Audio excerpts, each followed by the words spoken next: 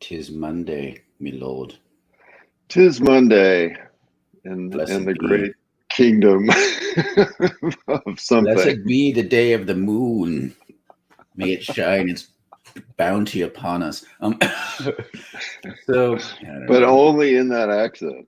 I don't even know it. No one knows anymore. No one knows what that accent is. It's Somewhere. It's the fairy tale accent.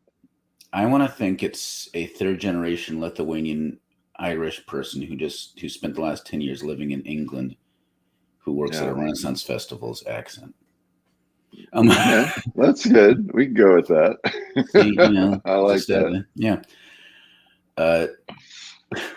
Just to put up episode 240. That's that's a solid number. That is a very solid number. Stalwart but crafty. Yeah. And we're continuing. This might be the first time we've ever carried over. Well, because we just didn't have but we didn't really have a full week last week. I know. So. I mean, so last week was like the introduction. It was like the lead up to the big week. Yeah, it's the Force Awakens. There we go. Or whatever prequel. I can't remember. I don't freaking never know these things. Oh, hey, I had a major robot bird revelation yesterday. Tell me.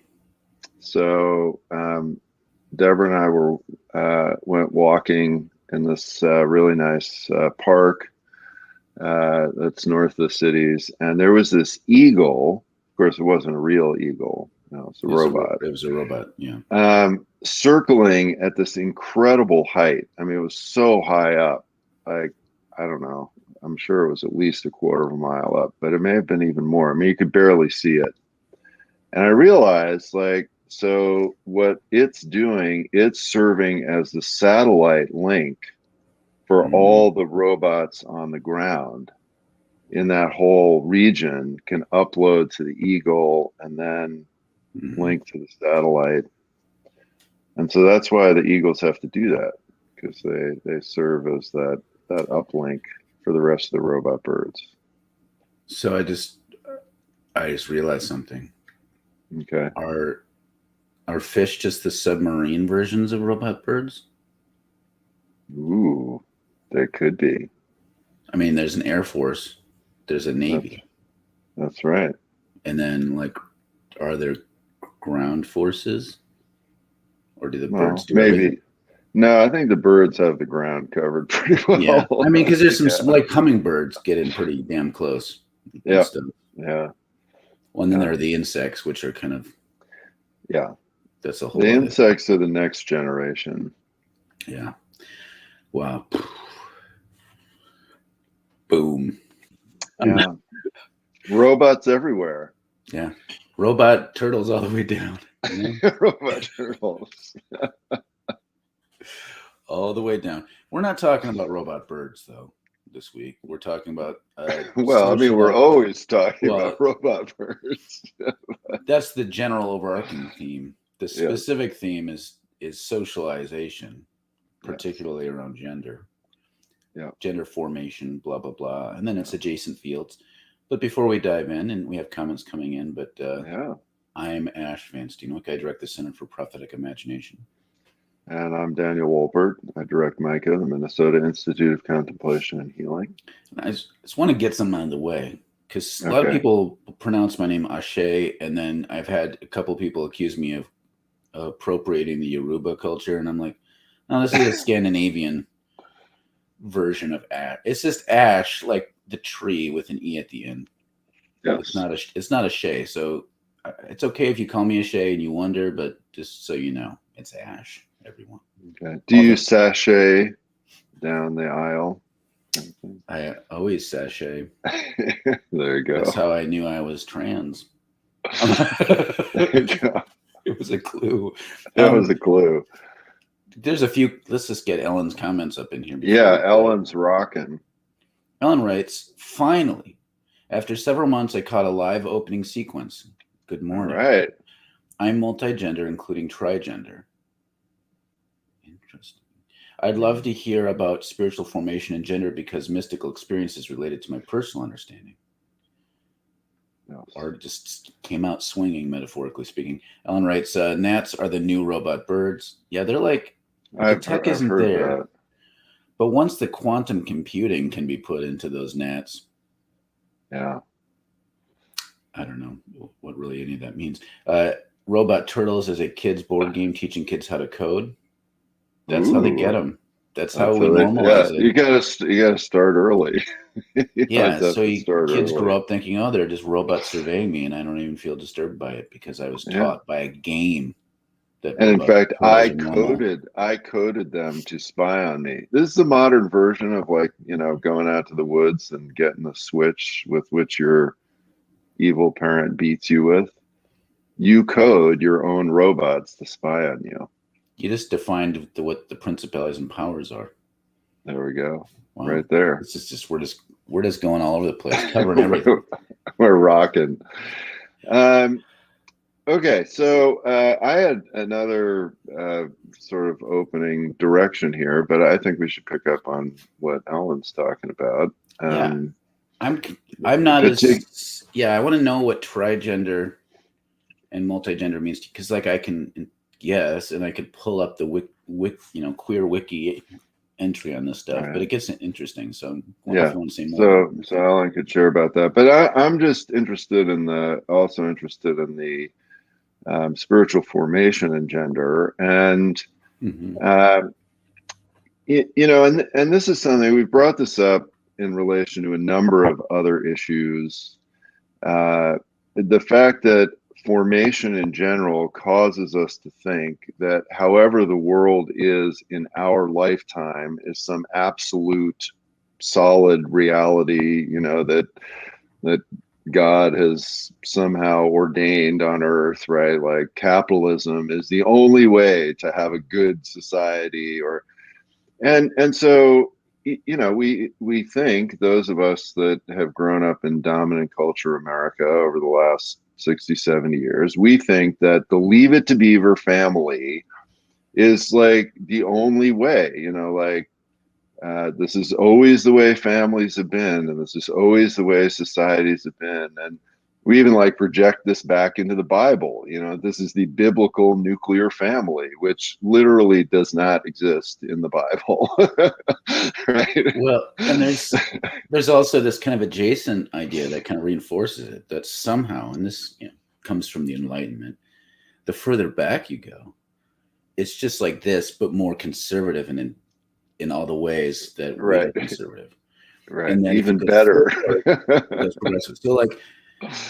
So it's just like whatever we have now that we think of conservative, it was just always more conservative in the past. Right. But of course, this is nonsense. And, to Ellen, to your point, in many, many cultures and societies, folks who we now talk about as being trans or multigender or all of that have always been recognized as existing. And in many of those societies, those folks actually are seen as, very specifically and clearly, spiritual teachers, spiritual guides, people who have access to a kind of greater, broader knowledge because of their own fluidity. And this is very well known and very, as I said, common and in many ways accepted in many, many cultures throughout human history. And what's unfortunate is that, particularly, and as a little prelude to Fascism Friday, particularly the more rigid and fascistic your society gets, you want to blot all of that out, right? And pretend that none of that history existed, none of that reality existed. It's not possible, and if it did exist, it's certainly bad. But that's just not true. I mean, that's just not true.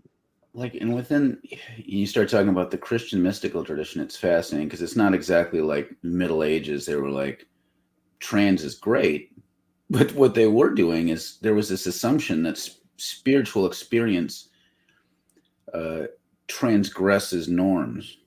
Mm-hmm. I mean, this is why mysticism's always problematic, is because there's this deep understanding that any sort of rules we follow, kind of like Paul's teaching about the law being a tutor, it's there to kind of help keep things going. But like if you get to a point, more of a unitive experience, rules don't quite apply to you. Like there's some of that, plus this idea that like you have these female figures who are considered holy, so much so that we'll almost consider them a brother. And then you have these men having mystical experiences where they're being almost impregnated. So like there's this fluid shifting and this Mm-hmm. recognition that any good man should have a feminine spiritual experience with the divine, and any holy woman should have, there's kind of Mm-hmm. these sorts of things. It's all in there. None of this is being made up. Right, right. So of course, if we take that and then bring that into the conversation around what we think of in terms of formation, spiritual formation, the idea of identity, Mm-hmm. how take the insights that gender is performative and a social construct, then all of a sudden it's like, oh shit, this stuff we can't. It's anachronistic to say all this stuff is queer the way we mean it, but it's definitely had a queering force in our trajectory. Mm-hmm. Yeah. Yeah, and then you have very interesting, specific examples, and I know a while back I mentioned that, in the modern genetic scientific world, there's been knowledge of all kinds of different genotypes and phenotypes for a long, long time, right? And there's this one very interesting XY variant that's mostly found on, it's an island, I believe it's in the Mediterranean, but it might be off in the Atlantic, just off of Europe or Africa, where people are born looking biologically female. And then at puberty, they change to being biologically male. And so this is something that this culture has lived with and known about, and you didn't of course, before genetic testing, they wouldn't know which babies who were born who looked female were going to have this situation.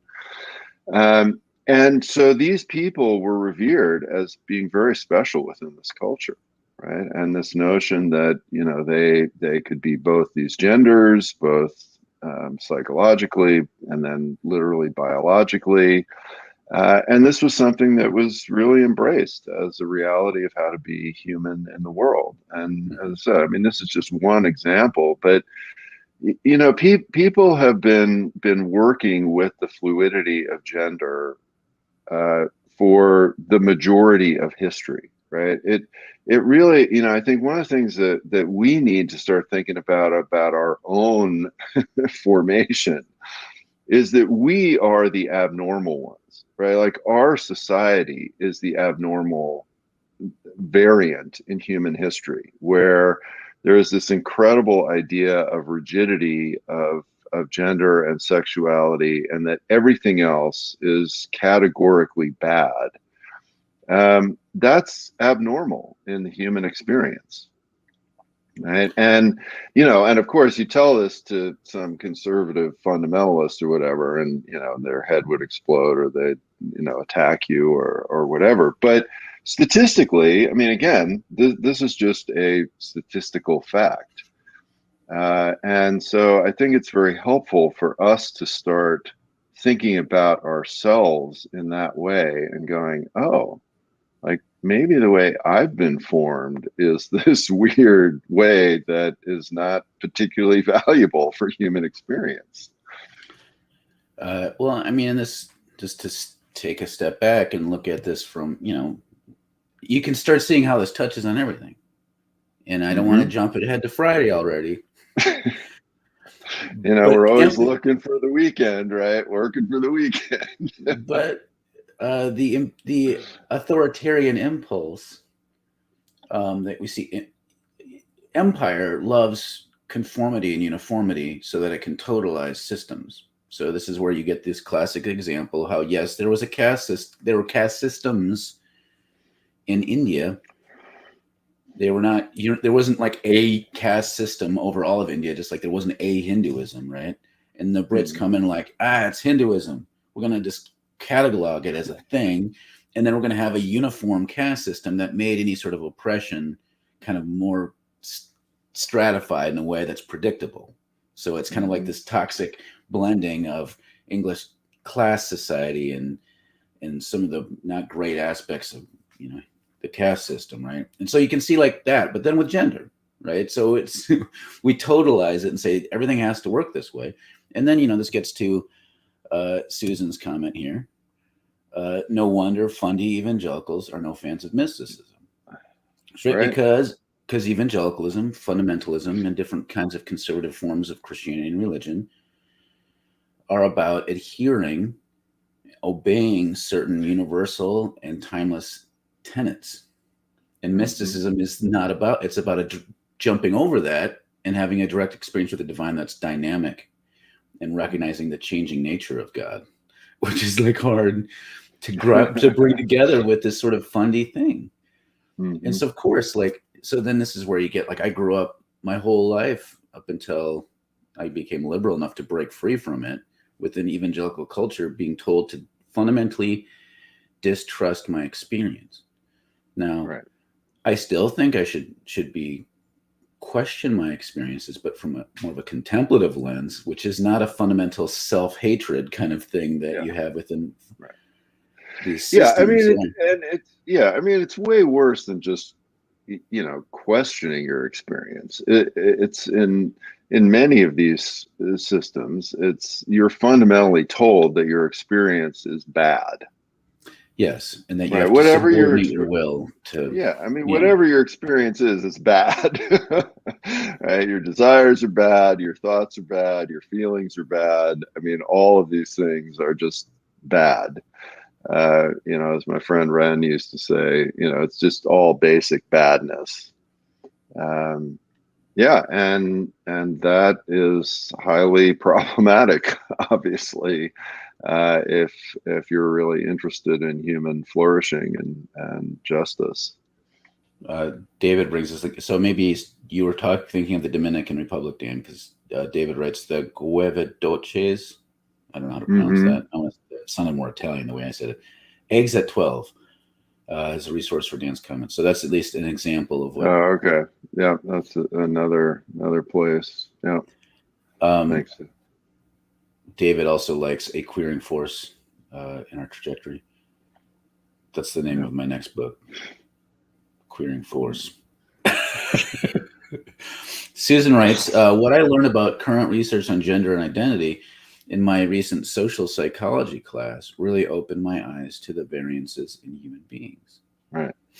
That's a great another example. So you study this stuff, and yes, most people probably you can see a binary if you kind of squint, but then you have to clip off all these variant experiences. And so people say, it's less than 5%.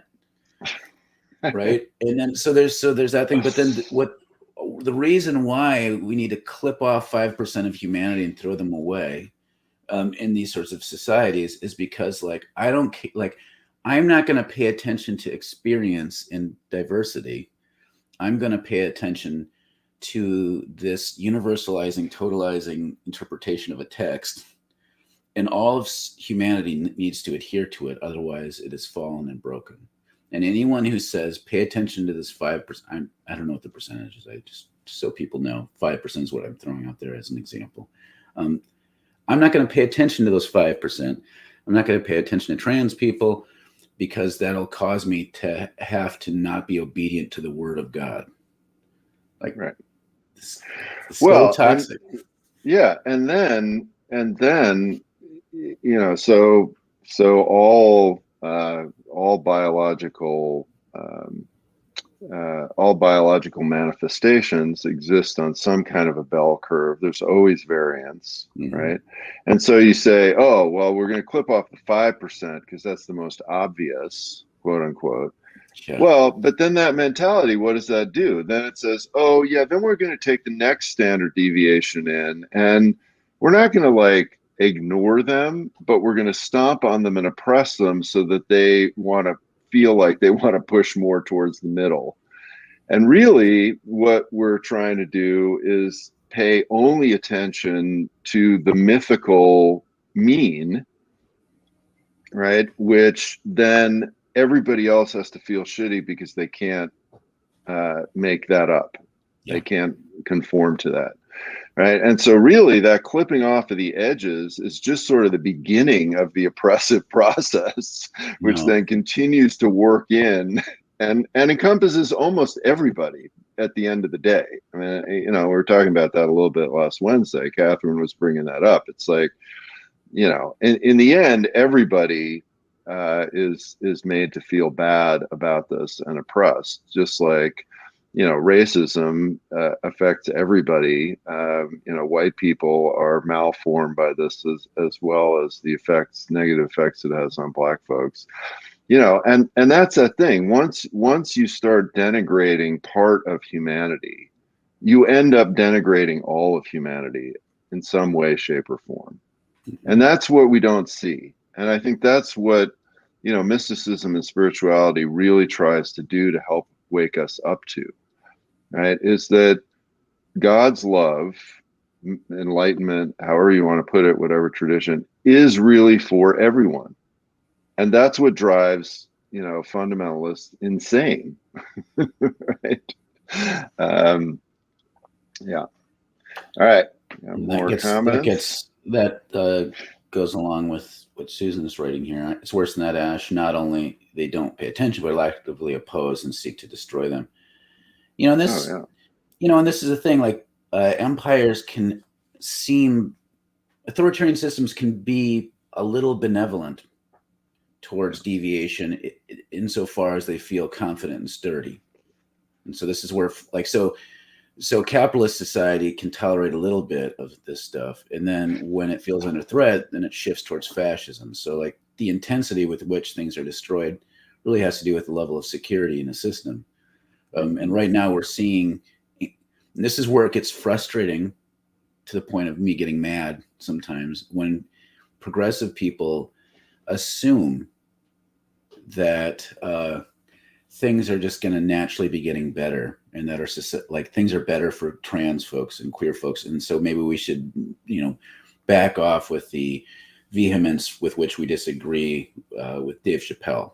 I'm like, well, no, you don't understand. Like Dave Chappelle now, just to bring him back in, if all of a sudden you have progressive seeming people sharing talking points with conservatives on a cusp of a conservative shift towards fascism, which we have in our society, we're at kind of still at this point. I know Trump isn't in office, but we didn't leave this point.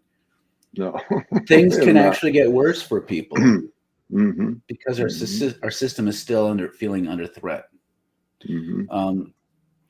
Ellen writes, jump back to Ellen writes, I'm sure I could trace my mysticism through that funny Bible study workbook, Experiencing God. I actually, you know, I did that. Henry Blackaby wrote Experiencing God. And he was a Southern Baptist in Canada, talking positively about that's the first problem right there. Southern in Canada. Those just two don't go together. Southern Baptist, that means they're from like Ontario. But I mean, it's interesting though, like, because it was conservative and reinforced a certain fundamentalist worldview, but at the same time, lots of other fundamentalists hated it because it still said God can tell you directly things. That's right. Yeah. Which is threatening. Yeah. Susan writes that self-loathing programming is incredibly hard to shake off. It's an evil theology. It is. Where are we at? Okay. And Ellen also, this is good. I if anybody wants to add more statistics, like I just picked a number. I should have just not picked a number because I knew that. Whatever. Way more than 5%, dear. just intersex alone is as many as redheaded people. And if you look at Gen Z, well, I guess the gay agenda won. Now, this does bring up a very interesting thing that is very clearly happening in our society, which is that something is going on biologically in relation to physical sexuality. Mm-hmm. And you kind of highlight that there, Ellen, that you look at the different generations, and something is shifting. The age at which puberty is starting is getting younger. The number of kids that are identifying in different ways does seem to be changing. And I think this has a lot to do with what's happening in our environment. And you see this in other creatures. And again, people are like, oh my God, this never happens, blah, blah, blah. It's like, no, it happens all the time. There are a lot of creatures that in response to different environmental shifts, things change. And so this is no surprise to me at all. What is important, though, in my mind, is how is it that humans respond to these changes and to each other?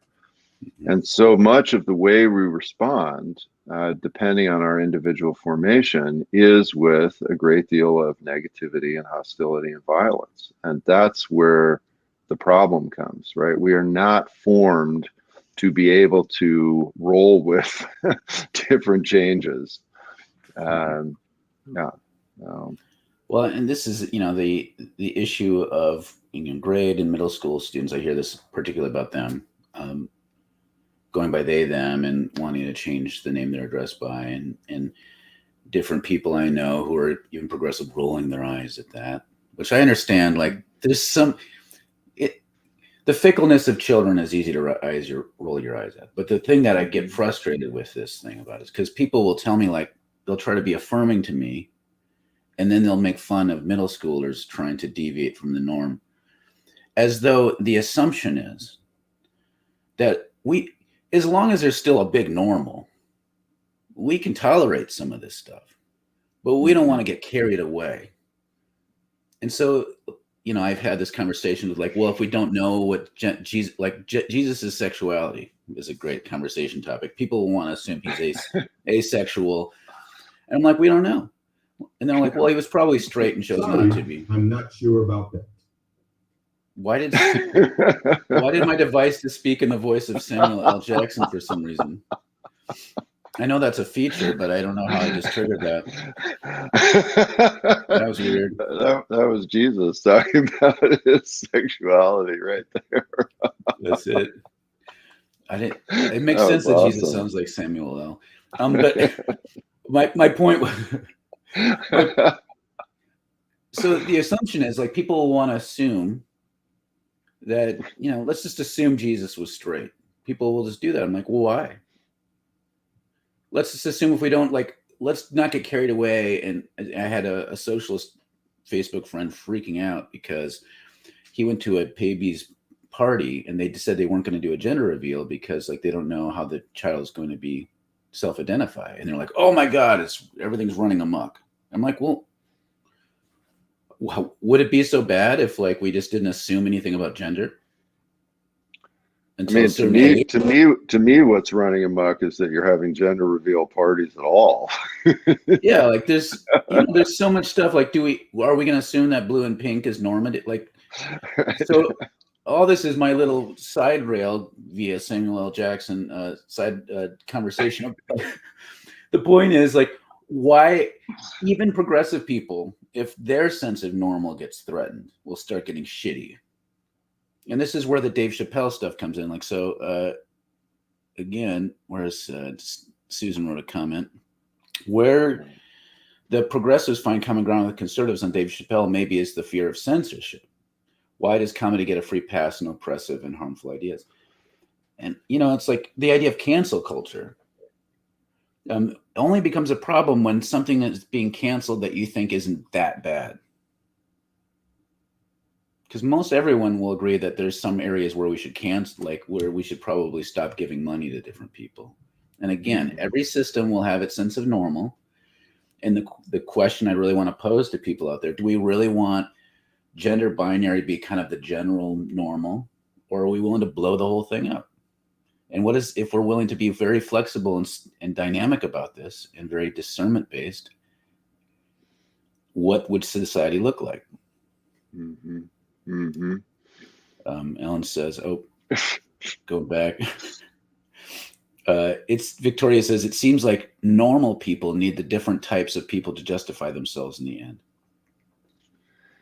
Yeah, well, and that's, yeah, I mean, and that's part of, you know, the basic, what we call ego formation process, right? In contemplative psychology is that, you know, we get formed into some very solid way of looking at the world, whatever that happens to be.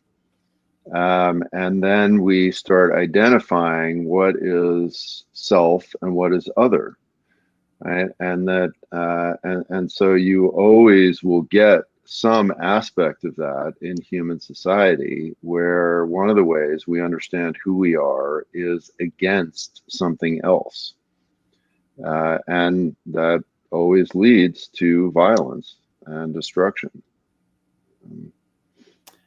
Ellen points out, but Ash, the arc of history bends towards justice. Yeah, sometimes it's like only if you get up and stomp on it.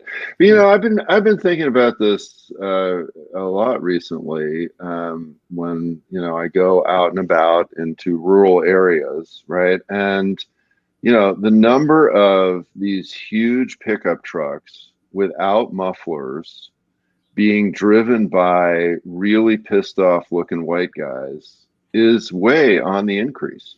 I mean, it just, you know, you just see this all over the place. And, you know, this is the Trumpian army that is really threatened and really angry and perfectly ready to roll back whatever, quote, progress has been occurring, because they don't see it as progress. They see it as an attack on their whiteness and on their maleness. And, you know, they're ready to start killing people. So, yeah, I mean, that notion that, oh, everything's always getting better without any sort of blips. Yeah, no, not at all. Oh, we're past Joseph, time. Blaze through these, yeah. Yeah, and Joseph has a great comment that maybe could be a start for our Wednesday thing. Joe writes, do you think investment in identifying as heterosexual or something, or we should be actively chipping away at? Or is it enough to be inclusive or accepting others' queerness? I mean, I'm not sure, like the sentence kind of got a little bit kind of wonky in the middle there. So I'm not exactly sure what you're asking, but my takeaway is, should we be chipping away at the idea of heterosexuality and like any sort of normativity altogether, or should we just be accepting? I mean, it's a great question. That's how I'm hearing it, which would be, that'd be a great thing to, let's start off on Wednesday. And to me, the key line in your key word in your question there is the issue of investment, right? Because what oppressive systems do is put a huge amount of investment, often oppressive negative investment, into what is normal, right? And so so I think that's kind of a great way to look at it, is like, where do we put our energy and our direction and our caring and compassion? What sort of view of reality are we investing in? Yep. Whoa, that was Samuel Jackson. Gender reveal parties are the joke, for sure. Yeah, especially when they involve pyrotechnics and starting fires and blowing yourselves up. Ellen writes, you said we're just not sure. Did Samuel L. say I'm not sure what I don't know. I can't remember what. It was so jarring. I'm so overwhelmed. Ellen writes, in Victorian times, pink was a boy color for sure. And then, you see these pictures of like Teddy Roosevelt dressed in a dress because parents just dressed kids the same way until a certain point. Like, so in a way, and there was even this sense like you don't even differentiate that much until a certain age. So who the fuck cares? So like, so even that was pretty damn queer by our standards. And so now people are freaking out that like 8-year-old trans girls who are assigned male at birth, they're saying I'm a girl, and then like, oh, the parents are abusive. Like people just jump to that now. They're so freaked out about the idea of not maintaining a gender norm up until the kid is past puberty and 18, and then they can decide for themselves what they want to do with their Adam's apple. Like that kind of, Ms. Danger writes, and this is a good point, as far as LGBTQ awareness and acceptance like that is increasing, and therefore many people are coming out. People are more able to safely come out right now, generally. And so they are. Now, and this is the thing, and that is true. There's more social acceptance in some areas for sure. Yeah, and if you look at America within this 70-year or so time frame, right? Again, if you look at other cultures and other times, we're still way repressive, relatively speaking. But yes, in the current trajectory of our society over the last 70 years. That is absolutely true. Well, and just to double down on this, think about what we're communicating when we tell a middle schooler, like, you don't have to decide anything, they, them, just you're a girl for now. Or we roll our eyes if they want to be addressed differently. What we're saying is we want it to be safe to be queer, but not that safe. All right. We really need to finish these up. Of those white guys. Yeah, it's a good reason to be. Yeah. Neil writes, you don't have to go into rural areas to see huge pickups here. Come visit Houston. Yeah. I would believe that. Or go to the Schooner Bar parking lot. Ellen writes, maybe I'll have a coming out party and call it a gender reveal. Yeah. You can only come to the party through deep meditation after receiving your telepathic invite. Okay, now you're getting a little out of hand. Is something. Okay, yeah, that makes sense. Susan writes, sorry to be so chatty today. I have a day off work. No, that's great. And really enjoyed fully focusing on the convo today. Thank you both. Yeah, we fully appreciate you focusing. Ms. Danger writes, yeah, there will be a backlash for the acceptance by reactionaries. Has happened before. It will happen again. Yeah. And then, hello from Italy. Woo! I thought you were going to be I thought you were going to Spain. You're going to Italy too? But wow. That's in Spain. Now they're in fun. Italy. Yeah. Good food.